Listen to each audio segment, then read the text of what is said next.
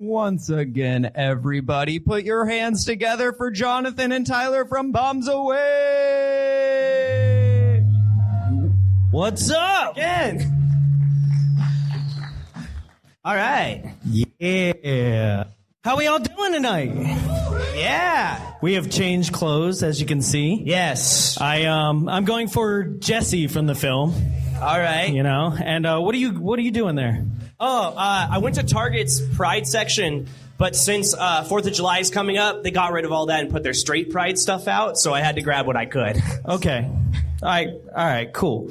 So, let's see if we can get these microphones dialed in here. There it is.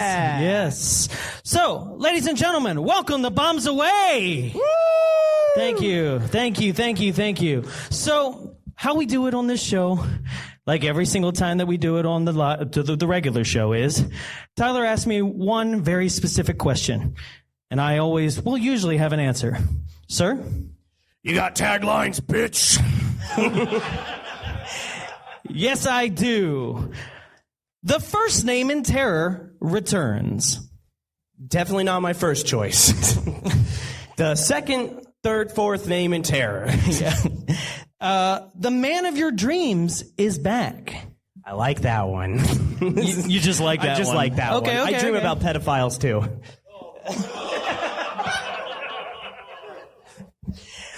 Someone is coming back to Elm Street. Should have stopped at coming.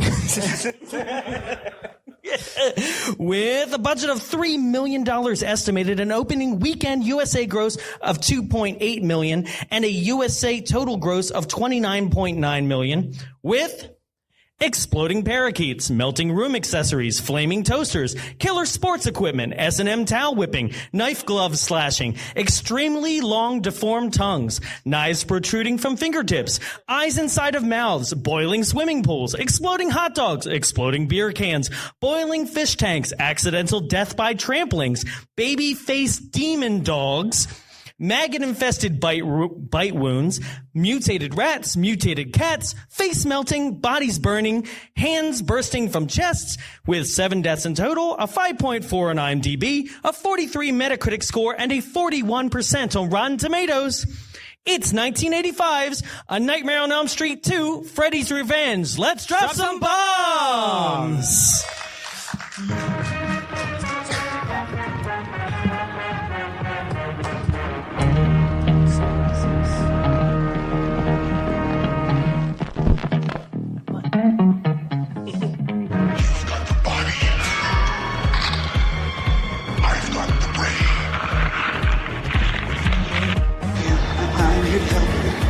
Yourself, fucker! He owns me. Daddy can't help you now. He's inside me, and he wants to take me again. You are all I killed for now. Something is trying to get inside my body. Yeah, and she's female, and she's waiting for you in the cabana. And you want to sleep with me. All right, ladies and gentlemen. So, before we start, we have 2 very special guests to join us tonight. So, who here has listened to the show before? Yay, fans. Thank you. Yeah. Thank you. So anybody who is a fan of the early days knows that we used to have another co-host here. Yeah, he's not here, though. It's not Vicente. And we got the other one. She's not here either, so we got the other one. Ladies and gentlemen, the co-host that helped me start it all, please welcome to the stage Mr. Jarrett Seifert! Woo! Come on. I don't know what the music is. I just was going to go to the gay club after this and order a beer. And then somebody was just, your high school gym coach was just going to come up from behind and grab you and take you back. I didn't take gym in high school, though. No, Jim took you. Yeah. Whoa! There we go. He was a good one. My favorite choir teacher. So how you feeling? Good. This is the weirdest conversion therapy video. Just tragic. You mean the movie or you being here? Yeah. It was nightmare-based conversion therapy. Well, welcome back. Have a seat, please. Okay. And then, ladies and gentlemen, to celebrate Pride Month, to really bring it on home for us, we really wanted to double down and give you an extremely special guest, someone who is a fan of the show as well, and I'm flattered by that. Please welcome Isabella Xochitl. Come on down. All right. Keep it going. Keep it going. It's a really long walk from back there. Hi. Hello. Hi. Oh, there we go. Hi, everyone. I had three things to carry, and I had 2 boobs to put the mic between, there we we go. did that. That's what we did. How are you feeling? I am feeling fantastic. A little gimpy, hence the flats, but it's fine. Don't worry, guys. Don't look at the flats. It's fine. Right, and the thing is if I hadn't said it, no one listening would have known. No, So that's everybody on at me. home thought you just came in heels. So, Yeah. Well, to be clear, Isabella Xochitl is a stray alcoholic trans. No, I'm kidding. That's not PC, and it's not okay. I'm just I'm a local drag queen, and I do stuff, and that's basically it. Yeah. Yeah. stuff and things. Please have a seat. Let's all sit down. Yay. So, all right, everybody. First impressions of this film. I gave mine. I love asking this question. The acting was amazing. Thank you. I really enjoyed the one who looks like Meryl Streep. Like, does anybody else think that's that? That's why she was cast. Yeah, Knock off that's Meryl really why Streep. she was Yeah, cast. they were like, she looks like Meryl Streep. Yeah, she looks like Meryl Streep in that in Mamma Mia, but like In any they tried to movie. make her younger, even though she's clearly 30. It's amazing. Yes. Jared, first impressions. I had a lot of like crushes in the movie. Oh, yeah. Okay. I enjoyed it. So, please tell. Do tell. Gush on the crush. Well, Jesse. Really? No, That was not my first What choice. was the guy? The guy from Weird Science, Grady. Grady. Yeah, that's who he is. Yeah, he's from Weird Science. He's Robert. Grady was- Do you Robert know- Downey Jr. Yes, and do you know that Robert Downey Jr. They got Drove off the him. set of Weird Science, and Robert Downey Jr. drove him to this audition in a Quinjet. What an asshole friend. Was this? He's like, "You go and do this. I got things planned. I gotta go to jail." I got some blow to do. First impressions. Oh, I love this movie so much. You were the one. You came to the show, and I think we also were doing. I think we were doing Friday 2, Friday 2. right? Yeah. And you were like, "Oh, Jarrett, you've got to see this scene." And it was, which one was it? The bird. The bird scene? explosion. scene. Yeah, which is quite possibly the most random.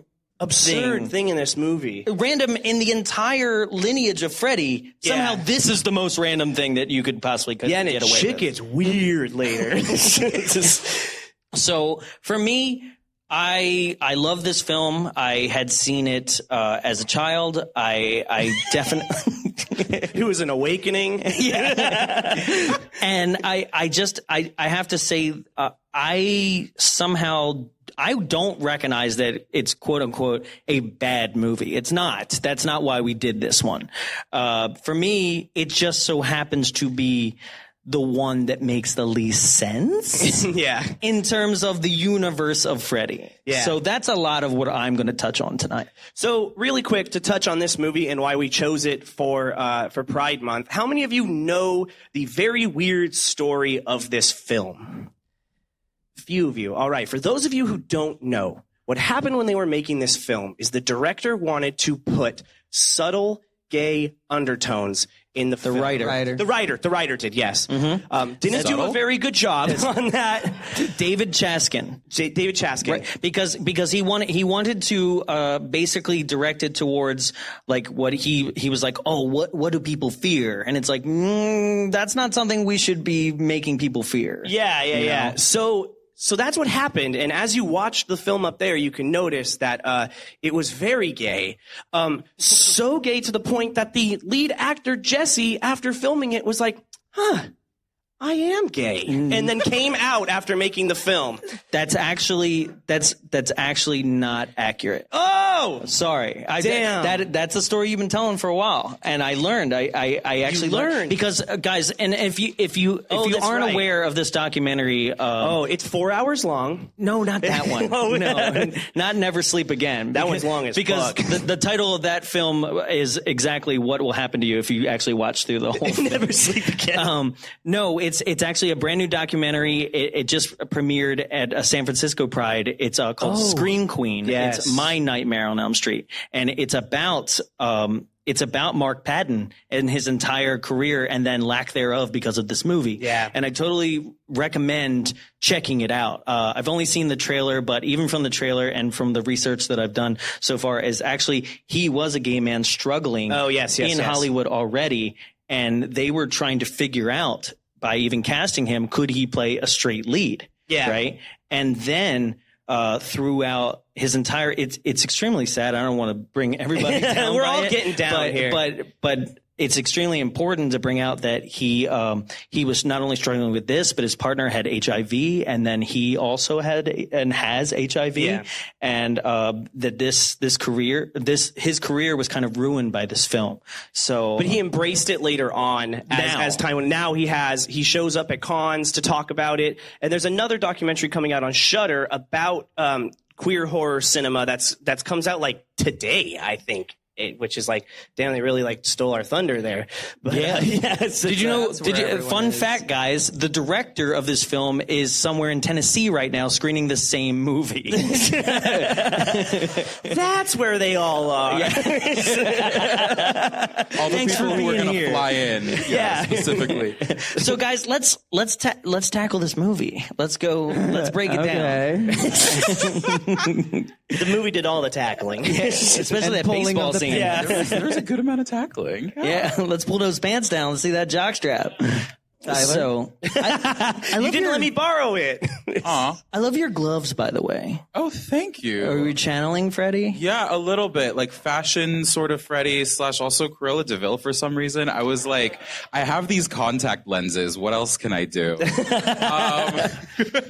There was weird dogs in this, so it fits, you know. Right, thank you. Oh, you mean Happy Death Day dogs? I thought you were calling her a weird dog. I was like, I'm quite the weird bitch, absolutely. No, yeah, in this. Hate crime. Shit. So this movie starts out with the bus scene, which in my mind, there's so many iconic scenes, right? But this is the one that kind of fakes you out and makes you think that this movie is going to be good. Because to me it is the iconic scene. It's the scene that I picked for the green screen tonight and things like that, because like when I think of this movie, this is one of the main things I think of is this bus scene where Robert Englund does cameo out of makeup as the bus driver. And the whole being on the pillar and it actually being in a dream, which the rest of the movie is just not. Yeah, it's the only dream really in the whole movie. Yeah, I love this scene. Thoughts? Anything? I just love that Tim Burton stole it later for Beetlejuice. He just borrowed the set for the entire thing. I like how Jesse's hairstyle is more emo in this scene for some reason. He's also wearing eyeliner. Yeah. I think they tried to make him look tired, but then they just made him look like somebody else. Because I have this thing where I got face blindness, but for white people. So I thought that when he woke up, I was like, "Who is this?" I don't know. You're Mexican and you read too much socialist rhetoric, and I don't know. Oh hell yeah! Anyway. So I didn't know initially when he woke up. I was like. Okay, so why was he dreaming about this weird emo Spider-Man? What's going on? Spider-Man 3 dipped in. He was like, "Oh, no, not again." That was the beginning of the nightmare. Yeah.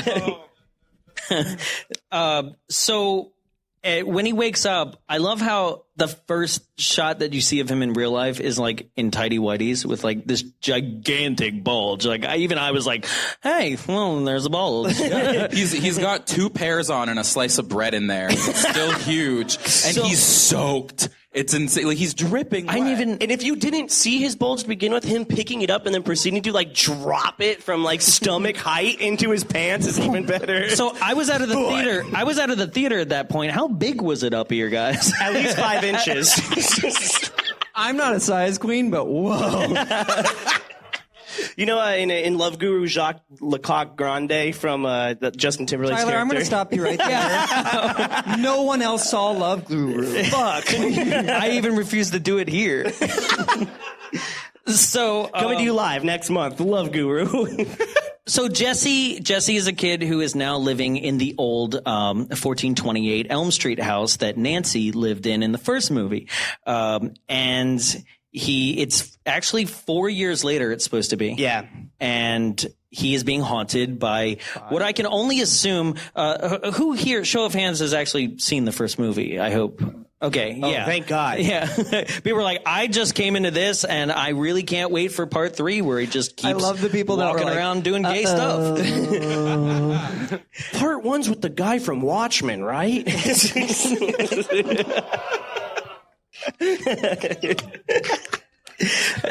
I can't boo that. That was actually pretty good. So what I can only assume from this is, if we're taking from what happened at the end of the last one, is that Nancy was able to bring Freddy out of her dreams into the real world, and I feel like he's like stuck in the house, like haunting it more like a ghost this time around. It's the only way I can explain what happens in this movie. I thought they came out and said like each Freddy movie like is technically like it all takes place in Springwood, but they're not connected. Well, no, only Freddy 1 is the and 3 is connector. definitely connected. Yeah, 1 and 3 are because they bring Nancy IMDb back. is a liar. Sorry. Well, and they also... IMDb is like user inputted. Yeah, that's true. You get pro, you can do it all. Yeah. There you go. No, but they find Nancy's diary in this Yes. film. Yeah, so, like, yeah, they're yeah. clearly, They're all like, connected. they're connected, but the fact that you even thought about an explanation as to why suddenly Freddy like exists in the real world and or inside a teenage boy is I can name a few amazing. reasons. Yeah, because usually he likes little girls. He's up to his age limit. Yeah. No, we spent Jonathan, myself, and Peyton, our production manager, spent a good time talking about how the God, I almost did again. The Nightmare. I know. I did it too. I was promoting for this, and I straight up called it Friday the 13th Part 2. It's okay. We all wished it was that one as well. But You can check that one on our episodes. that was my first episode I was ever on the show. Yeah, already covered that. A little drop. Okay. Continue. Fuck. No, so we talked about how the movies don't understand their own rules as each one goes. That's why Wes Craven didn't want to be a part of the sequel. Yeah, because this first one, he killed a bunch of kids, and they were like coming back for the kids. This one, he's a vengeful spirit. I get. Yeah. Also, what was Freddy's revenge in this? Right, because he didn't really. He killed. Like, Yeah, he didn't go after Nancy. That's where the revenge Was he should be getting after. revenge against the coach? Yeah, Like he killed 2 people, right? Like who? Well, him and the coach used to work together at the school. oh shit, you may have gone too deep there. That's a really. It makes sense. So isn't it? I got caught. You didn't, bitch. Wasn't the original story that Freddy initially came back to murder the parents of the kids? He was punishing the parents by killing the kids. Because they were Because the But parents by killed killing him. teenagers Yeah. at that point. That'll get them. Because it's still the parents that killed him's kids. Oh, the same parents. Yes. The kids that he was They initially were just like, going forget to- about our 20 dead kids. Have some new ones. We'll move Yeah, on. but in this one, he's like, fuck this kid from out of town in particular. It's like, He has nothing to do with this mess.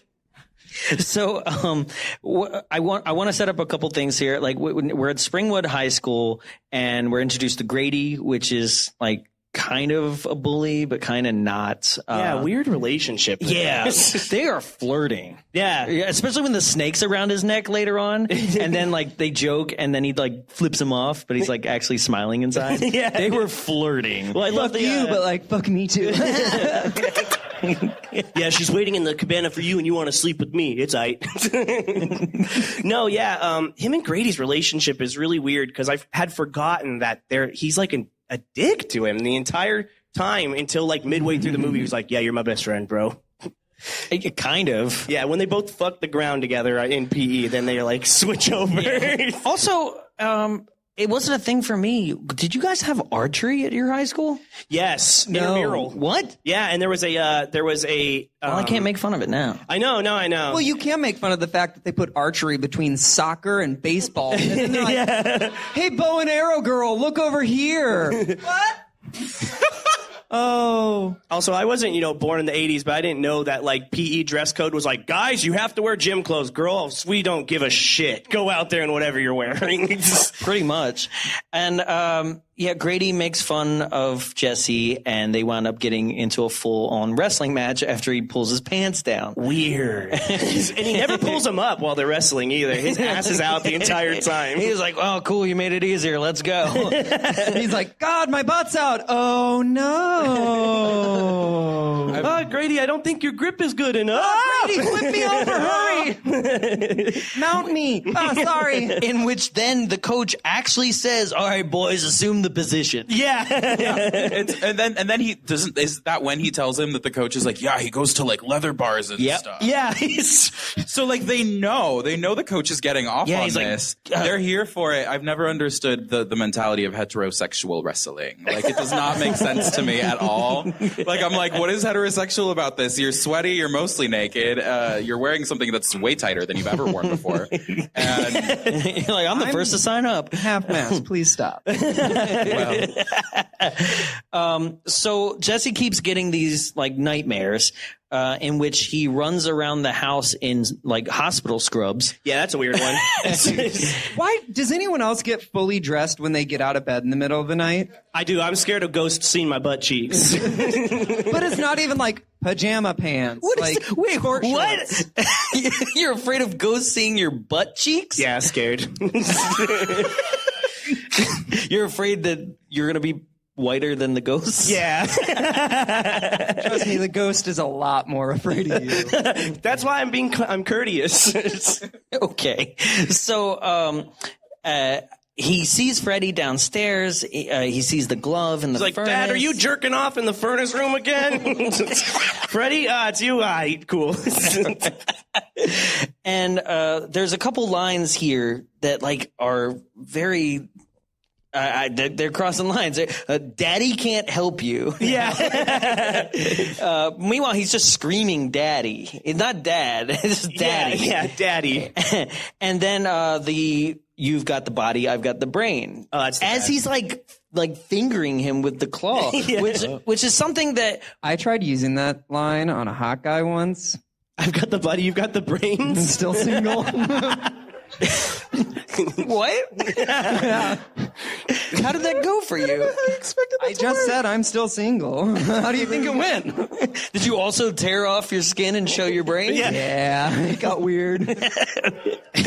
I tried. You've got the body, I got the wiener. that would work. You've got the body, I've got high That would work.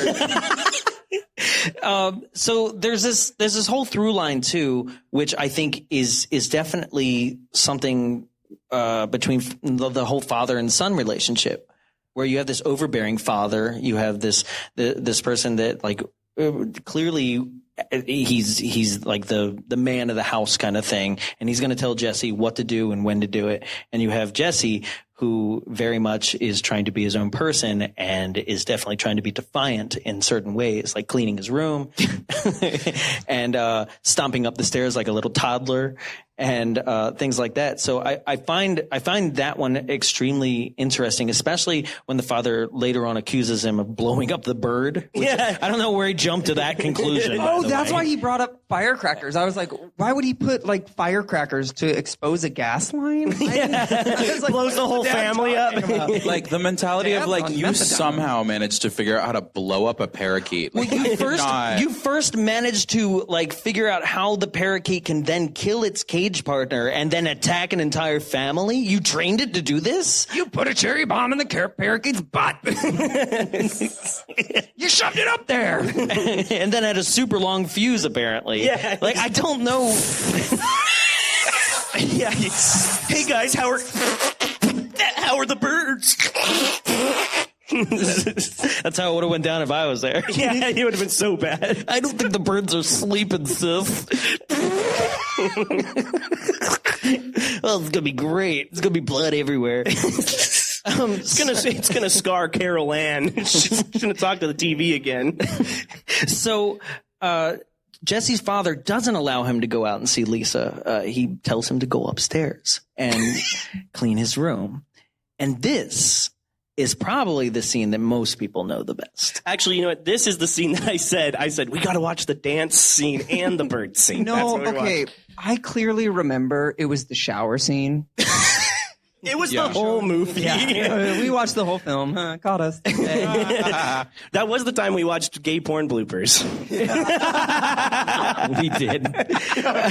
So, what's so interesting about this scene from a behind the scenes aspect is that Mark Patton himself originally was so embarrassed by this that he made up.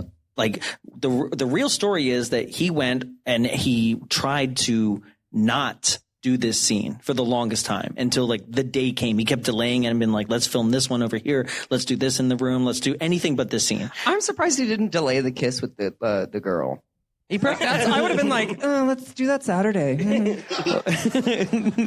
Maybe next week. I have a cold. But what's also interesting about that scene is like it's the one and only time he's like kissing a girl and then is about to go down on her and then he like vomits a tongue. Like he can't. No, I can't do this. Yeah, I can't believe that was the scene he was putting off. It was like, did he choreograph it himself? And that's the thing. He was like, let me just go in there and I'll wing it. I'll do something. So it's on him, right? Well, but then he also came out and said that actually is a lie, and it was all in the script. But that's he literally said, no, it's written in there. Jesse bumps the dresser with his butt 3 times. And I was like, that's bullshit. That's not in any script. Listen, in the script, it said, I bumped the dresser with my butt 3 times, and then I symbolically blow my load as my parents walk in the room. It said it there. What I love about this scene is also like so Lisa comes in, walks in on him. And what did you say? Like as it was playing, like, what did the mom say? The mom was like, it's okay. I'll leave you in here. Yeah, I know nothing's going to happen. I know you're not going to fuck.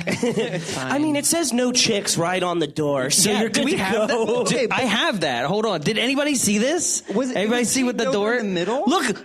No chicks. But what did it say before? No chocks? Probably checks, because no out-of-town checks. No out-of-town chicks. Well, she's from in-town, so she's allowed. Because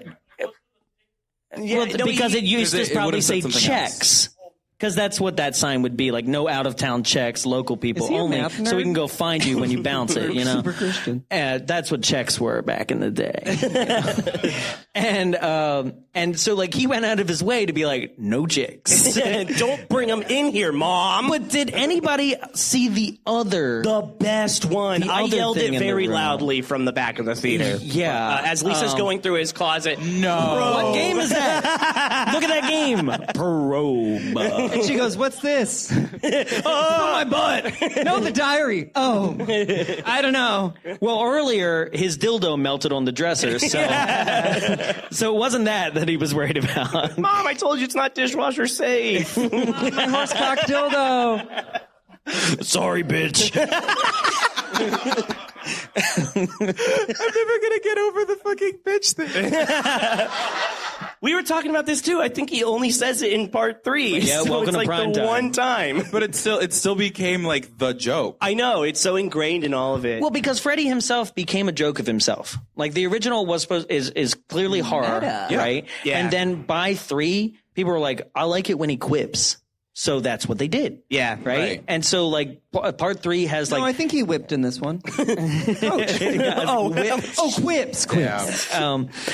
He started doing that. There was a waterbed scene. So how's this for a wet dream? Like 3 is where it just kicks off into crazy mode. Well, because I think this one, people kind of saw it. They saw how melodramatic it was, and they were like, okay, but this is campy because there's gay stuff. So then they wanted more camp. Yeah, you know yeah. I mean? And I don't know. It's because this would be campy, but I don't know what's stopping it from being campy. I think it's a little too earnest. Yes. You know what I mean? It didn't know what camp was, just like everybody that went to camp. And that At the Met Gala? Thank you. I got I'm you. like, thank you. Save me from a joke that's not fully written yet in my mind. The straight man's struggling to figure out what the name of the Met Gala is. They went to the Mets game. Katy Perry in the 7th inning stretching that stupid fucking hamburger. She's running to third base, and she's like, wow. Katy Perry's kind of like this movie. She doesn't know what camp is. She's too earnest. She's like, yeah, I'm supposed to seriously wear this hamburger, right? The theme was Bob's Burgers. That's what everyone told me. So I like when they find the diary, she starts reading about like Nancy, and Nancy's talking about the boy next door, right? And she's like, he's good looking, he's sweaty. Jesse's getting so he literally goes, hey, can I see that? Hey, oh my God, there's a Polaroid. What just happened? We said the same Brain joke. twins. Oh, okay. And that's when they find out it's about Johnny Nancy's Depp. backstory and things that happen in part 1. So after this, they have another situation in which Grady is doing push-ups with Jesse. Was that a reused scene? It looked like the same shot. Later on, it looks like they were in the same outfits from far away, like it was right before And they they're went to both the doing like low hip push-ups? Yeah, I don't know what they're doing. Not the right kind of The push-up. coach didn't say what they were supposed to be doing, so all we know is I off camera he's think the like, coach hump the wanted them ground. to do each other. Show me your prone bone. Well, that's when they're in the locker room and they say, you got to watch out. That's when he's talking shit about the coach. Yeah, and he's like, Schneider's got to stick up his ass, and he's like, he's always got to stick up his ass. And you're like, wow, guys, you're just really going for it. He hangs out at a BDSM queer bar. Yeah, that's what they say, yeah. Which I thought was called Dom's place. Don's, because I thought it was Dom too, and I was like, well, they got one kind of gay thing right. It's Don's. I was like, Don. Oh, bummer. There's Straight people still can't get it right. There's one door it says Dom's, and then there's a lower one you have to crawl through that says Subs, and that's how you get into the bar.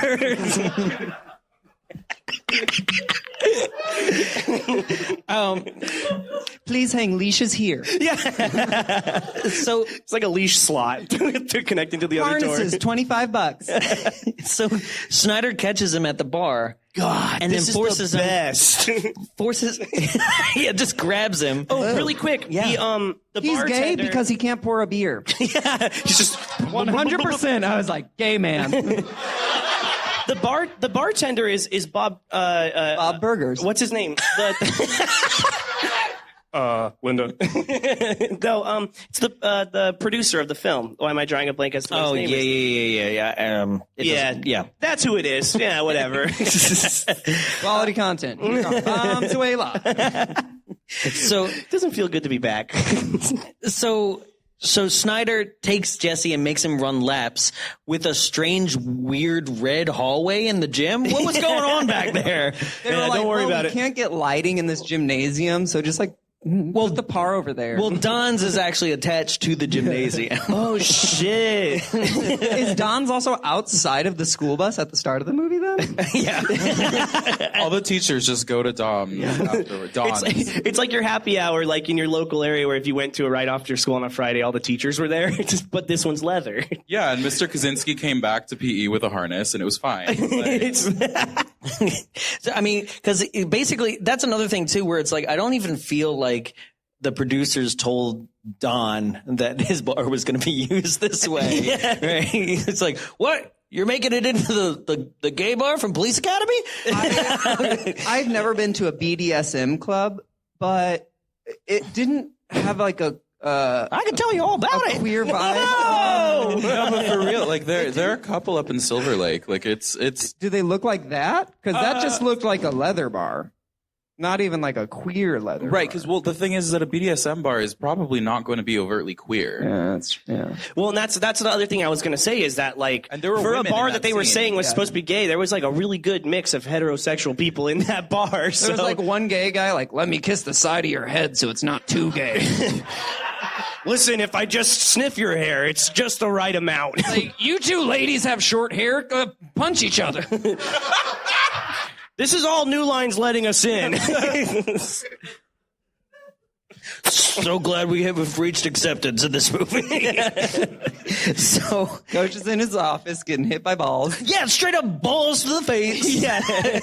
Now they're not even subtle about these references. I love that it's this noise.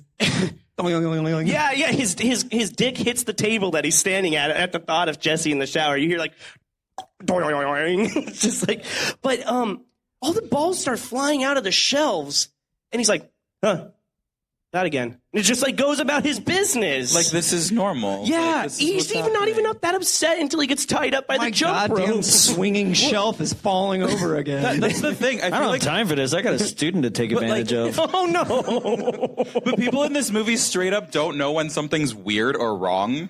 Like at the party, people don't know that Freddy's gonna start murdering people until actually he's straight up like, I gotta move her over here. Hold on, he's coming over here again. Hold on. Oh, he moved the plate. I gotta get over here. There's actually somebody who's like, I'm gonna reason with the. First of all, nobody at the party knows who he is, and everybody died 4 years ago, and he died like what? Which is also so weird. What is this, the best kept secret in middle America? And like, oh yeah, hell of people died in this town anyway. Don't tell anyone. Right, Like, nobody knows. But, keep it on the DL. And the coach has no idea what's going on. Like, balls everywhere, and then like I kind of want to know what would have happened if this wasn't Nightmare on Elm Street. You know what I mean? I want to see that movie too. Well, yeah. What if Freddy dragged him in there and was like, "Go to town, bitch. He's yours now. Teach him a lesson, bitch." I wasn't gonna kill him. I mean, he's yours. Fuck him if you want. Coach, I know you're wearing a harness, but where's the rock wall? Is this a partner's climb? Oh God, yeah. Safety first, bitch. God, he's Make sure we're in protection. no glove, no love. That's a later one. The body glove. Body glove, yeah. He's dragged into the showers by the jump ropes, and that's my favorite part because he's just like, No. Oh, no. Not this again. No, please stop. He's been fucking ghosts in that locker room for a while. Like, okay, so the delivery. Every time I yawn, it's a treat, baby. Let me tell you. You should have done the Dan Aykroyd Ghostbusters face. So how come he's a good actor when he's telling young boys to do things? But as soon as he's getting dragged, he's like, oh, no. Because he loves it. Oh, I forgot to mention, he also has his evening wear, nice and pressed, hung up in his office, his Adidas shirt and sweats, just like on a hanger. Every time it cut back to that in the background, I was like, a person. No. A person. No. I really like that he had like tearaway leather too. Yeah. Look at that little booty. Right? The amount of Right as he snaps, died. like, that poor costumer was just like, fuck this goddamn. Okay. So here's the thing too, because I'm not. Well, okay. From what we know from Freddy, he usually tries to kill you in a way that like, you know, goes into your deep recesses of like your main fear. So like in future movies, he'll kill somebody because they're afraid of bugs. So they'll like literally turn them into a bug and roach motel them. Or like he makes a girl who is a bulimic overeat, you know, She blows up. Yeah. So all that kind of stuff. This one, I'm like, what's happening? Like, what's the fear? He was really bullied in high school for wanting to be a PE coach, as you should be, and he was whipped a bunch. And now he's like, "Yeah, that'll get him, bitch." It could be that the coach is like clearly like the dom in the situation. Oh shit! Because like, you know, typically most of the people that I met like are really into that one role that they have, and they don't want to do the other thing. And it didn't seem like he was down to. He didn't consent to the rope play or the whipping or the. No, at first he was like, "Hey, this is new," and he's like, "Oh shit!" He's like, "Oh, this hurts. I like doing this. I don't want to be no." Hey, Schneider. The safe word's bitch. But after he dies, as you were saying, he is so pressed up, sexually spent against the it's like, He just stuck his dick in a drain just right there. It's like pork. It's a glory hole. He's like stuck in it. And then Jesse does what I think is his most iconic scream in the film. He screams. That's why he calls himself the original male scream queen. Yes, the original male scream queen. Original. Cream. No, but his screams are ridiculous. They're hilarious. I don't even know how he makes that sound as like a post like puberty like individual. Like I don't know how he does it. It's amazing. And yeah, like how does he? It's insane, and he does it a lot. He screams like that a lot in scenes that are like back to back. But it's not just him, because shitty bully friend also screams like a fucking bitch when Freddy comes out. I mean, I would too. But like they both go very, very like straight up like shitty twink, like full on, like shrieky. You know what I mean? Like both of them go straight for that. I mean, there's a shitty twink and there's a regular twink. Which one are you? Well, my coworkers would say shitty twink. But that's just because I fart a lot. It's about prep. It's about preparation. That's all you gotta do. You just gotta, Leave me alone. My water ain't clear. How am I supposed a lot for not being gay? How am I supposed to end my kill with bitch when I was gonna call you a bitch? Die. You're being a bitch, bitch. bitch. Oh, bitch. God, we had been talking about that Scary Terry clip for so long leading up to the show.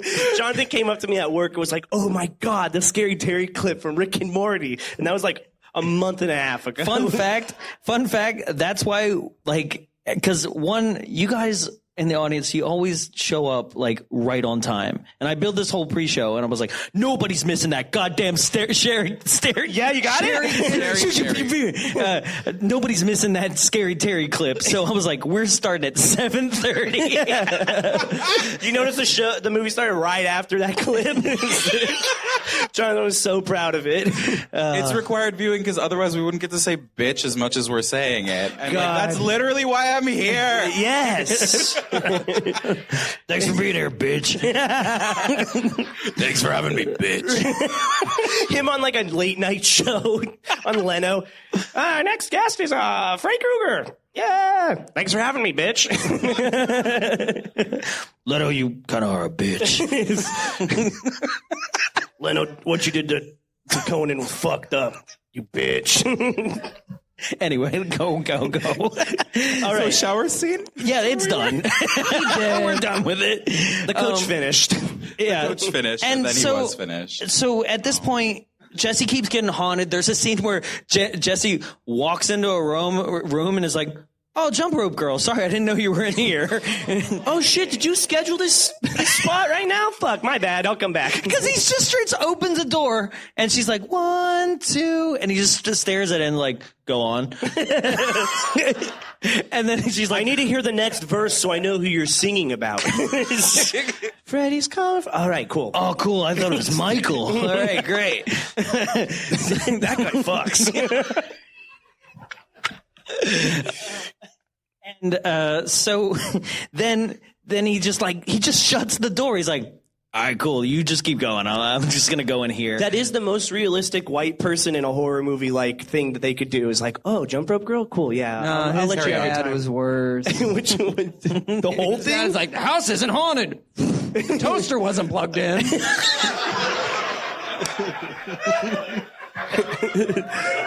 All right, that's the last straw. You're wasting good bread. Another cherry bomb in the toaster? I don't know. My dad's a dick. Also, can we God damn it, he's on meth. Can we talk about the amount of like Disney theme park fire in this movie?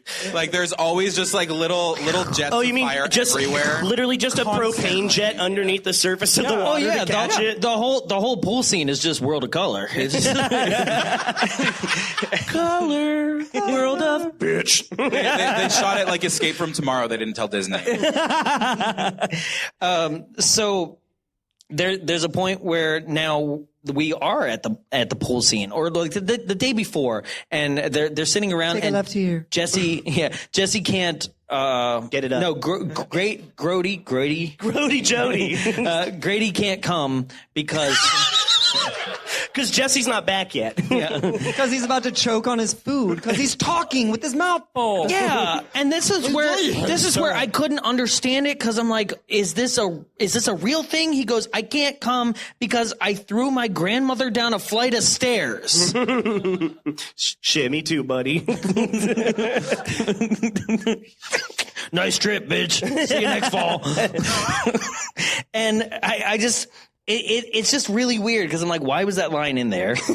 And Did you see how many milk cartons he had? 3. Jeez. And I think one more on the side. Intolerant. Yeah. And so the party starts, and then Jesse just leaves. He's like, I can't do this. And what he's referring to is like, be with a woman. And so he leaves, and he goes to Grady's house. I think we skipped a big scene. What's that? Yeah, we already talked about the bird. The bird blows up. Bird blows up. Anyway. Yeah, we got it. My favorite scene. I'm sorry. Go ahead. When we jump around sometimes, I'm just like, well, we covered it. We're good. Anyway, who gives a shit about the bird? Yeah. So he goes to Grady's house, and this is my favorite line. Something is inside of me. Yeah. Yeah. What is it? Something is trying to get inside my body. Yeah. Right. Yeah.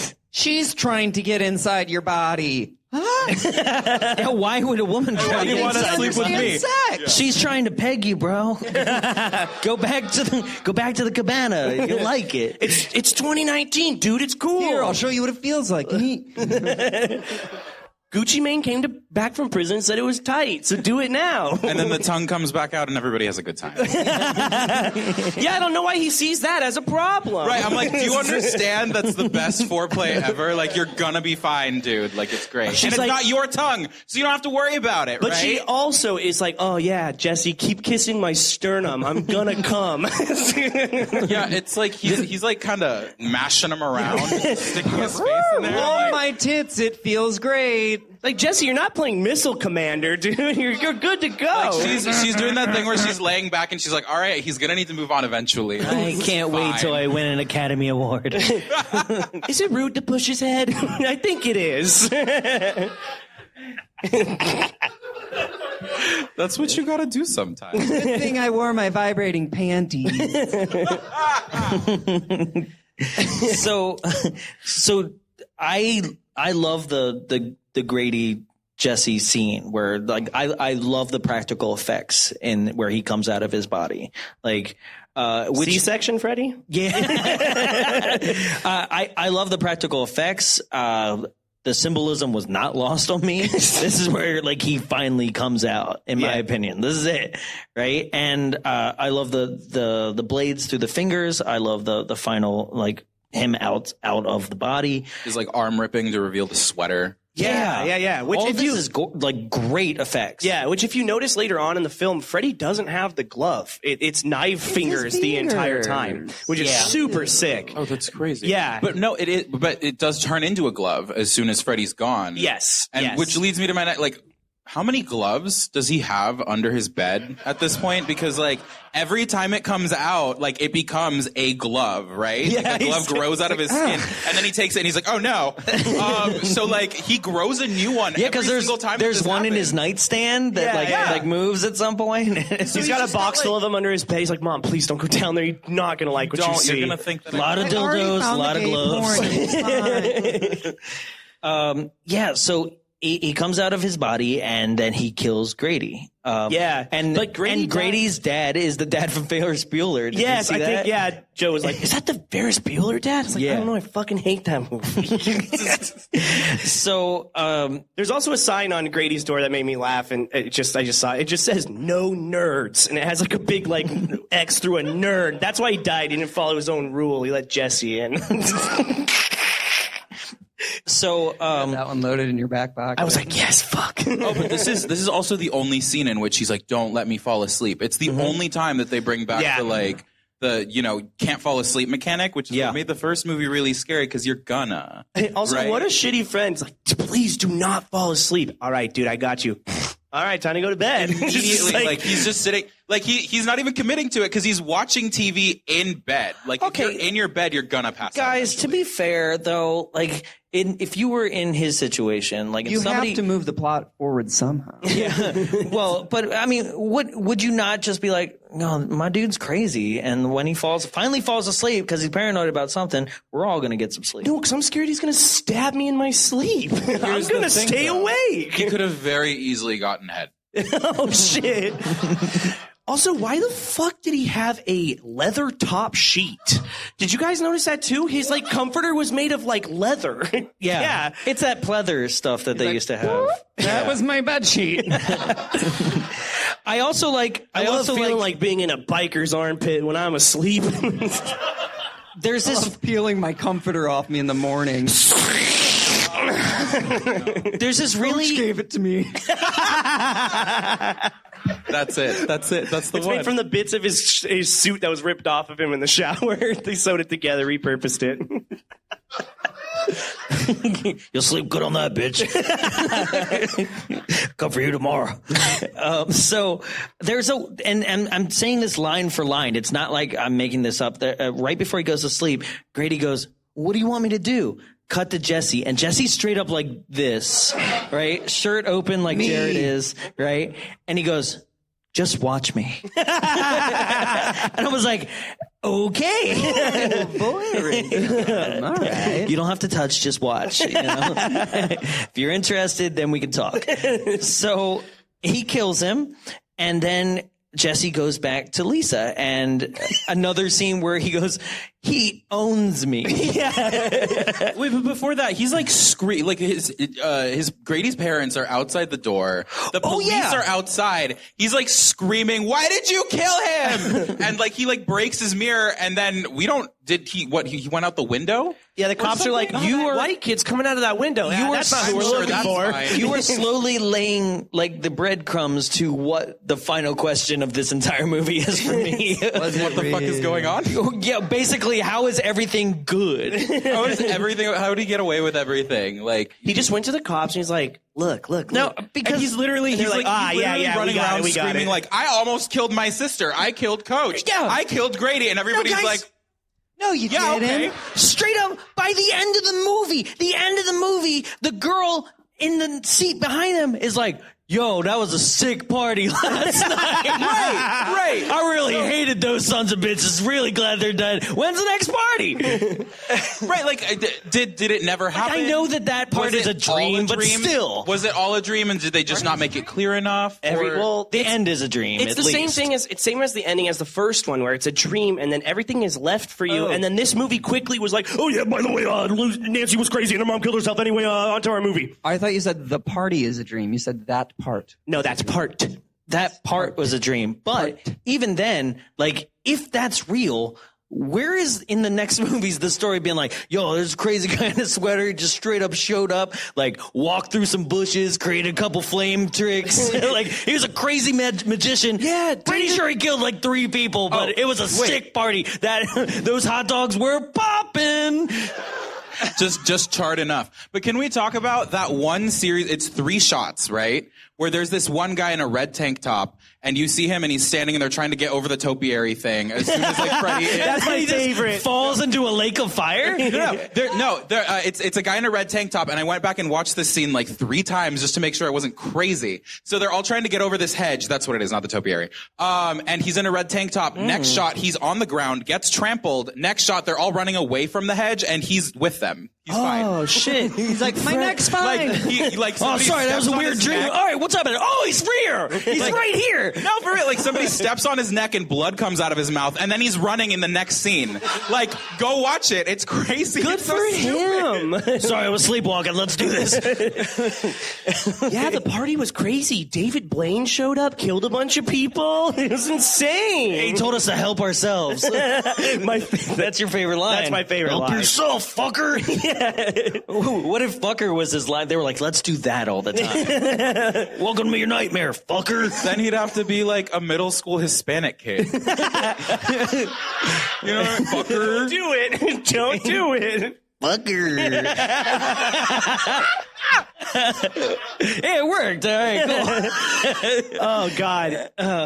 Also, when they're at the party and they're waiting for the parents to go to bed, I thought they were waiting to watch the parents fuck. Like, I was literally like, they're like, all right. And then the lights turn. I was like, oh, you guys are fucking lame. Oh, they fuck with the lights off. Goddamn middle America bullshit. Okay, but what kind of parties were you going to? None. He was a loser. You just imagine that parents were fucking. You're like, yeah. Tyler was next door to the party looking out the window. In high school, the one party I went to was at this guy's house who his mom did fuck one of my friends. So, that's what I'm saying. Was this just American Pie 1? Kind of. So Okay. the party's Dear insane. Penthouse. Like it is, historically speaking, Robert Englund has gone on record saying like he didn't like doing this scene. He said it betrayed all the rules that were set up from the last movie. It didn't make any sense. And he's right. Like, it does not make sense that Freddy is inhabiting a real person's body, doesn't want to metamorphose into himself, but yet still he's in a physical body and yet still has all the powers that he would have in the dream world. Yeah. It makes no sense whatsoever. He also fucking hates, like the good China. He's just knocking shit off. Yeah. He's like, yeah, he knocks My favorite up the scene, pottery, yeah, he's walks standing there out and he's just knocking- like, There's even fuck your decor. and then he walks forward and kicks it. Yeah. There's even a scene where she's like, Jesse, I know you're in there. And there's like one right there. And he's like, yeah, fuck that China.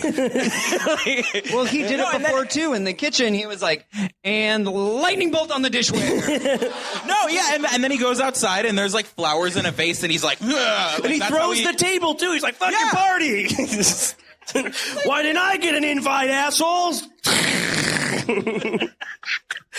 That was his revenge. He was like, I never had a party, man. He's like, I was the barbecue, man.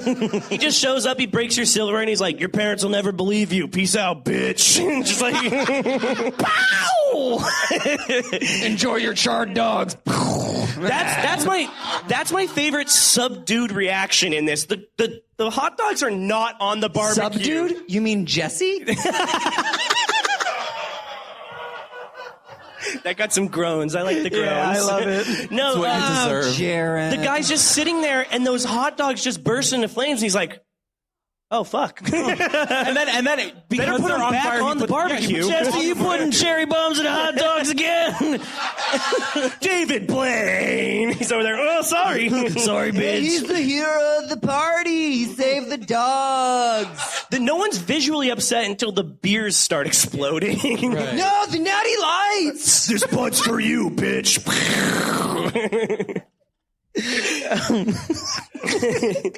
I also like it how the pool is boiling and people are like, oh man, it's just a little Getting too hot. hot. Everyone in this movie is like, it's uncomfortably hot right now. But it never does anything. Oh, I do love. Okay, back to the bird it's scene. 97 degrees When in he the just house. walks in and he's like, my God, it's hot in here. I was like, yeah, that was delivered spot on, sir. It's like, fuck, I'll check the thermostat. God damn. It's like, oh shit, it's 97 degrees in here.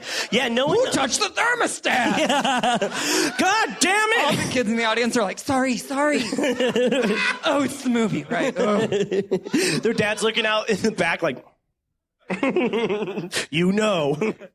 So Jesse, as Freddy, gets away, right? And Lisa's like, I got to go save him, right? Which I don't Get that understand. knife-wielding He maniac. literally just leaves. Her parents are like, what the fuck just happened? Everybody's like, I don't know what to do. And she's like, Don's. That's where he went. But she also, that's a funny part too, because I've seen it so many times, and every single time I watch it, there's something little subtle that I pick up. This time was like, why would you like talk about like that he doesn't have a key to start his car, right?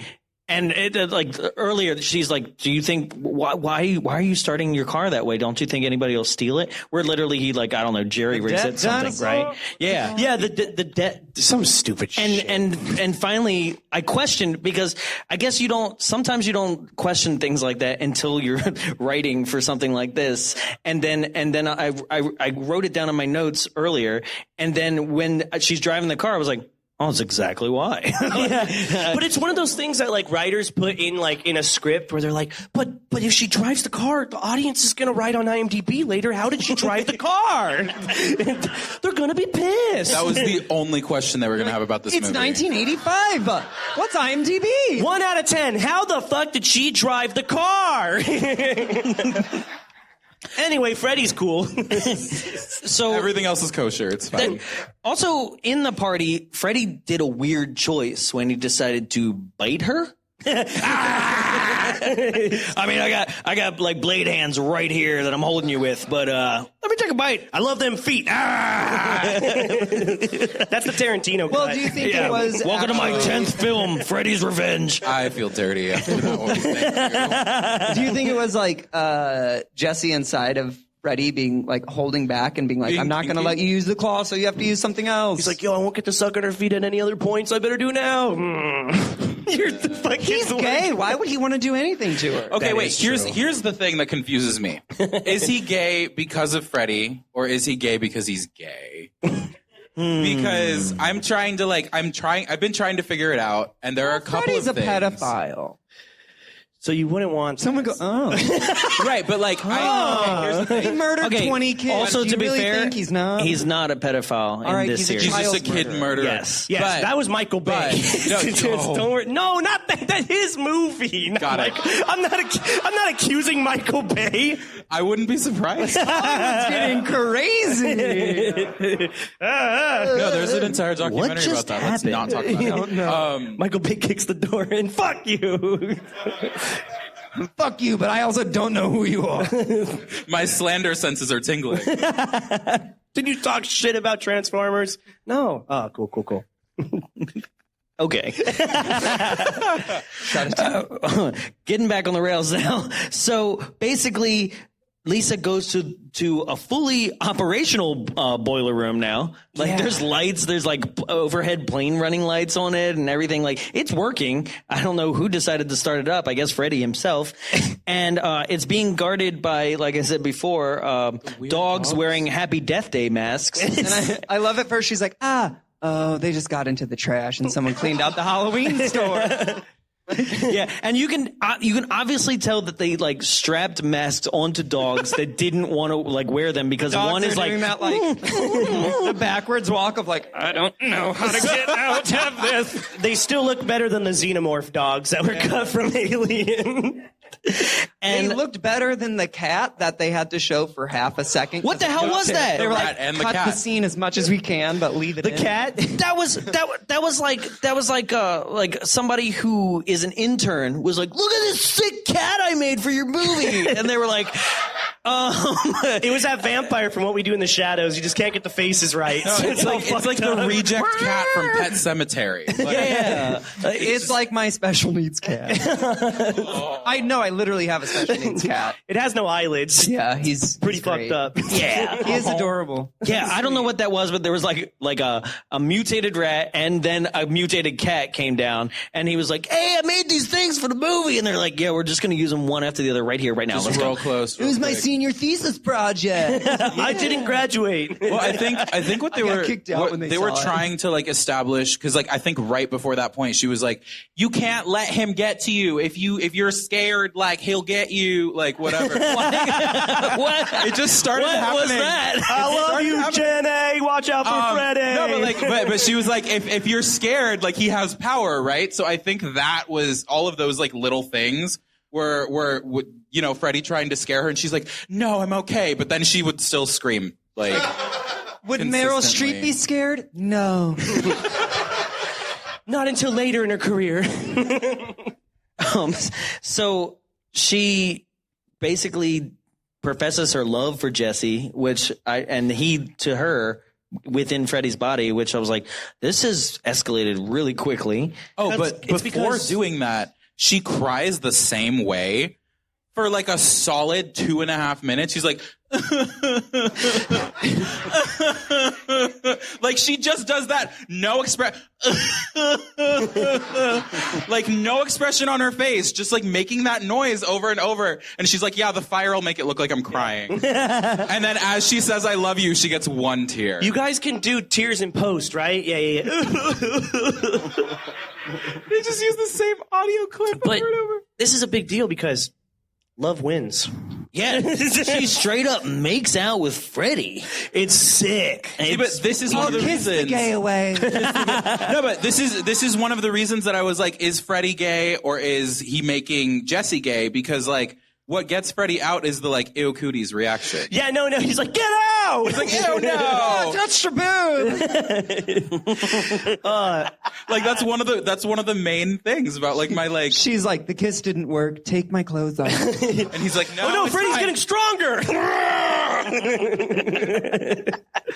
Yeah, and then Jesse's Brundlefly at the end. Yeah, he just straight up Kill me.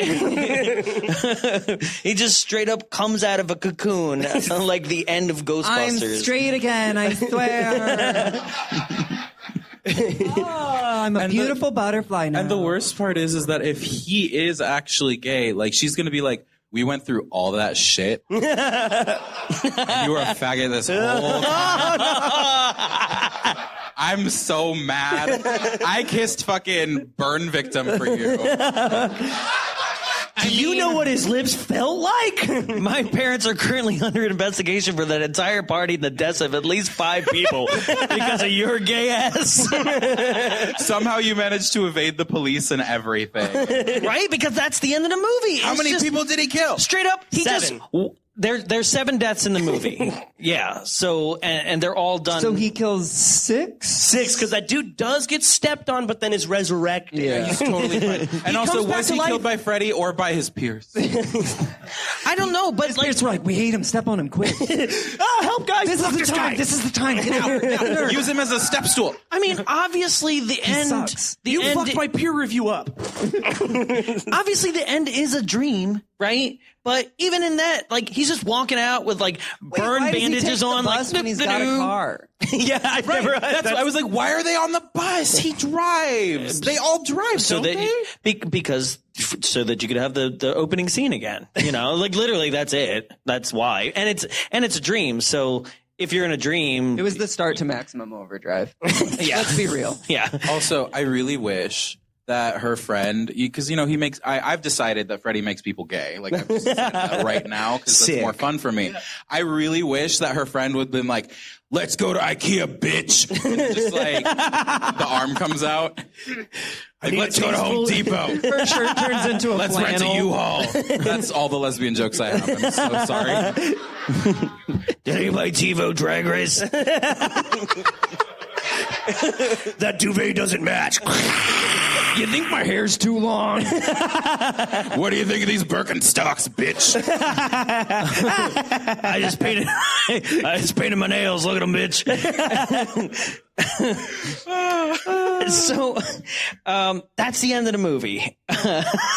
Surprisingly, right? Yeah. So, there's something that we like to do here is that like I feel like we covered this very intensely, but I wanted to reach out to the audience. I wanted to see if there was people out in the audience that had a question that they don't think that we covered. And so how we're going to do this tonight is that you'll tell me your name and you'll tell me who you would cast as Freddy instead of Robert Englund, and then your question. So does anybody have a question, thinks that we didn't cover tonight? Any questions or things that you think we should be brought up? Holy shit! Wow, that's never happened. It's the first Thank time. you guys so much because I really have to pee. Yeah, I gotta pee so bad too. That's The okay. coffee was like throat to. It was just a dick. I don't. It know was why- ass to mouth.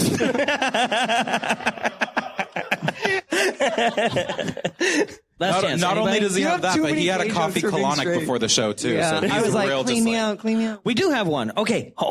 Here we go. Don't fall off. I fall off the stairs, bitch. All right. So your name, who you would cast as Freddy, and then your question. Go. My name is Jenny. We should cast Tim Curry as Freddy. Oh, that's actually a pretty solid choice. I just watched it. You a man, bitch. Was I the only one who noticed, like, she changes her outfit to a much uglier one after the pool party to go get her boyfriend? Yeah, she was like, She's oh, let me this will just do a revolt little- him. Yeah, it was right after her friend, who I think who I've decided is a lesbian, was like, "Yeah, you're gonna get that nut, huh?" Y'all remember that? They gave each other a look, and I'm like, "Y'all have munched bark." Yeah. Hey, you want to practice kissing again this weekend? My favorite part about that scene, too, is she's so worried about Jesse and so worried for his well-being that she went upstairs and changed her outfit completely first and then went and rescued him. Well, And what then if just he waited unwrapped for him to me? come back, actually. Yeah, she just like, She didn't go get him. She just waited for him to show up again. he better be happy for this. Anybody else? We got one over here. Oh, Edgar. Yeah. All right, sir. Your name, who you would cast as Freddy, and your question. Go. My name's Edgar. Maybe Harvey Keitel. Oh, shit. That'd be scary. Cartel? Oh, shit, the wolf's here. Oh, shit, it's my penis. The pianist or piano? I'm sorry. Yeah. That's all I could think of. Okay, in the bar scene, I noticed, is there a Tom of Finland poster on the wall there? Oh, my God, is there? Santa Monica. I need to go back and look. That's what I started noticing. You noticed that. Damn. Speaking of posters. You mean I have to watch this movie again? Hell yeah! Did anyone else notice the picture, the headshot of Lisa at the top of their basement stairs? I told you it was on the way down to the casting couch. You had to pin it up there to let him know. Yeah. Everyone's like, Anyone else? Okay, so you've heard from us tonight, but there's still a couple people that we haven't heard from. And ladies and gentlemen, we like to ask one person in the audience their opinion every single time. And that person is Tyler's fiance. Ladies and gentlemen, this is what would Carly think. Carly, get it up. how you doing? Get it up. All right. Get it up. What did you think of tonight's movie? I felt like none of it went together. Do you know what I mean? It felt like 7 different movies from like totally different scenes. Well, the scene changes were like, oh no, a rat in a locker. Basement. Oh no, his friend's dead. House. One observation from the whole movie that just really, I just can't figure it out. So when Freddy comes out from inside of Jesse, and then Jesse comes out from Freddy later. I'm like, how did he go back inside of Freddy? Do you know what I mean? Through his butt. That's the X-rated version of this. So I'm just confused. I'm like, All right, Freddy, get in here. So usually, assume the position, bitch. he probably used a lot of poppers to get him in. Like, it loosens you up, so. Well, you did see the gaping hole in the beginning of the movie. Yeah. So that's how he gets back in. I don't have anything else to say about that. This funny small story about Carly's history with this movie. We had just started dating, and I bought the 4-pack DVD for this, and I assumed that she had seen Nightmare on Elm Street 1. So I was like, let's watch 2. And I just turned that on, and not knowing she had never seen the first one at all. She's like, this dude I'm dating is gay. I was like, no, this one's great. I don't think we've watched another one in this sequence ever since. We've seen the first one. We need to watch 3. Wait till you see Tu Wong Fu. So that's what Carly thought, and we're going to get to what the internet thought in a second. But gentlemen and ladies, Thanks. Of course. Good job. We rate the movies on a Jaws scale. Jaws being the best that you can give something, and Jaws the Revenge being the worst. So, how would you rate Confusing tonight's because movie? Revenge is in both titles, but I'm not picking that one. Yeah. So is it in order of like Jaws is the best. and then Jaws 3 is the second best? No, Jaws 2 is the second. No, it's in order. It actually degrades just like the series. Got it. Jaws 1 is the best you can give it. technically speaking, Cruel Jaws, but you guys got to stick around for that episode this month. Yeah, this month is Cruel Jaws, where we're going to take on what is the Italian film that is Jaws 5. It's a knockoff. It's not actually a Jaws film. With actual John Williams Star Wars music in it. So, yes, technically there's a fifth option, Cruel Jaws. Is that from the same people that made Italian Spider-Man? Oh, Probably. shit. Probably. Yeah, but as of now, you don't have to. Yeah. Cruel Jaws is saved for like the best of the worst. So it's like Samurai Cop level, you know. But hey, Samurai Cop's amazing. I know. So what would you give it out of here? I would say Jaws 3, but because of the gay subtext, I gotta give it Jaws 2. Yeah, fair. I would give it Jaws, but because there's not enough gay subtext for me, it's a Jaws 2. I respect that. Yeah. I respect that a lot. It's, same coin, different sides. My perspective is not a gay person wasn't killed or died of AIDS. So I'm like, hey, this is a good one. That's progress. There was no tragedy in it. Yeah. That was 84. Gay guys survived. Or 85? That's what it was. It was 85, so it's more progressive than now. I'm giving this a Jaws. I fucking love this movie. Purely on that man ass in like the first 10 minutes. But yeah, I love this movie because it flipped the script. There's not a single scene of female nudity in this movie, but there is a ton of man ass. So Jaws. That's true. Mass. Carly, once again, check on your fiance. Oh my God, we gotta have sex tonight just to make sure. I watched this. I'm giving it Jaws 2. Purely for the fact that it betrays everything that was established in the movie before it, and then the movies after it was like, yeah, fuck that movie. even Nightmare 6 was like, yeah, fuck that movie. Yeah, we'd rather add a weird subplot about a daughter. So yes, that's what we thought about it. That's what everybody. But the internet still is a fun place, ladies and gentlemen. These are 5 and 10-star reviews that Tyler likes to get from the internet.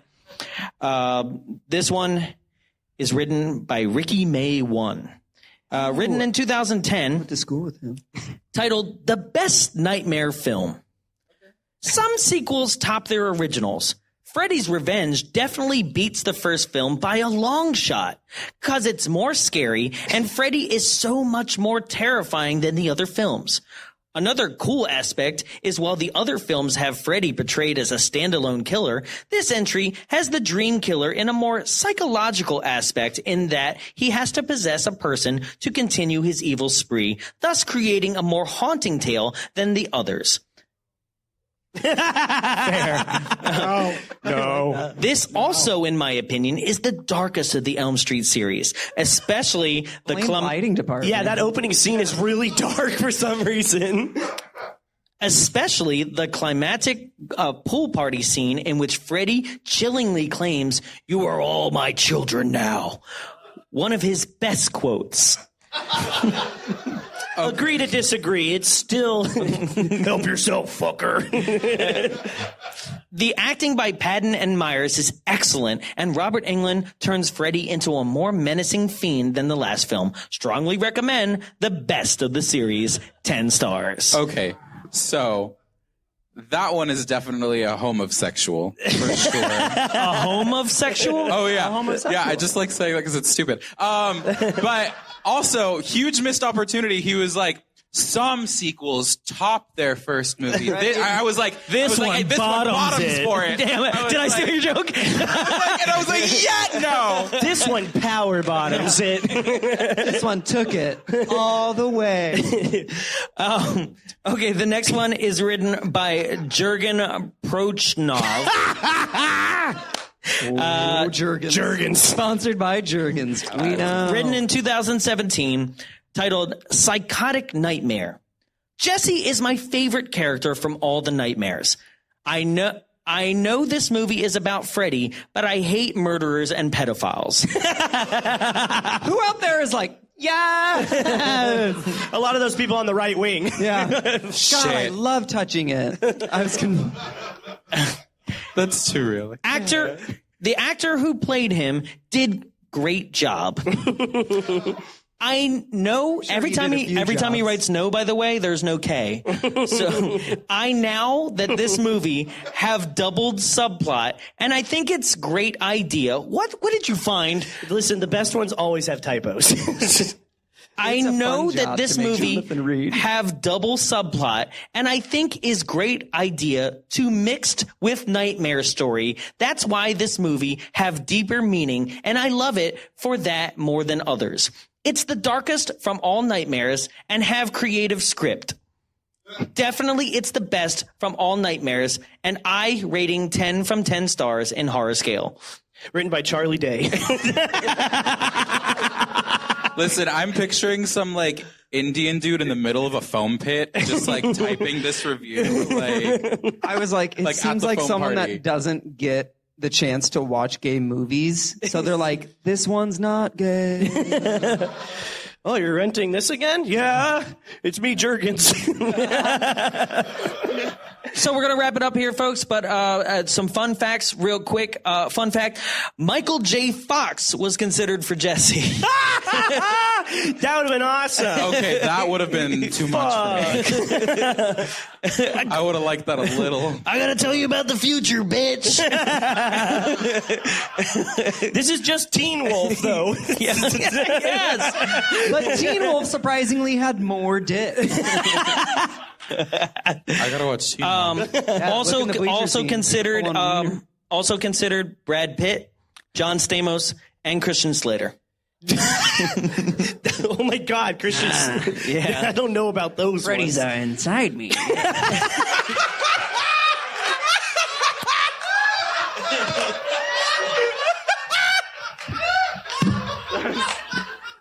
End podcast. That's about it. Shit. Ladies and gentlemen, if you had a good time tonight, let me hear you make some noise.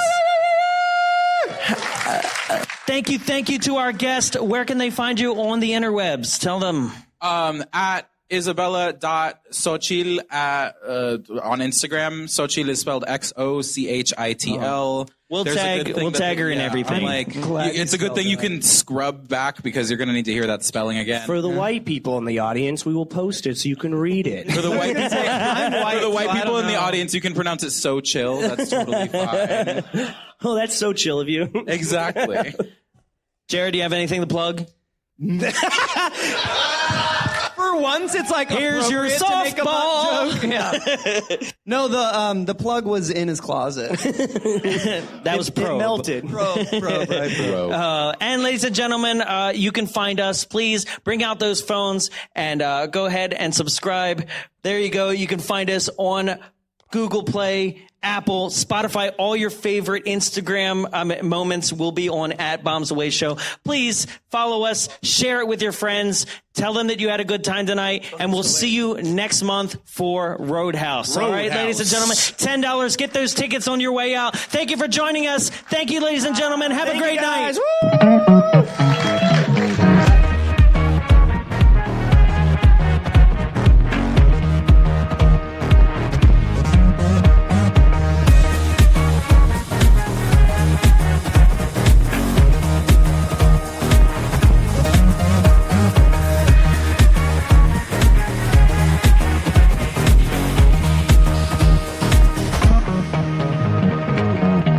This has been a production of Big Bulb Entertainment, executive produced by Jonathan Young. For more media and information, visit us at www.bigbulbentertainment.com.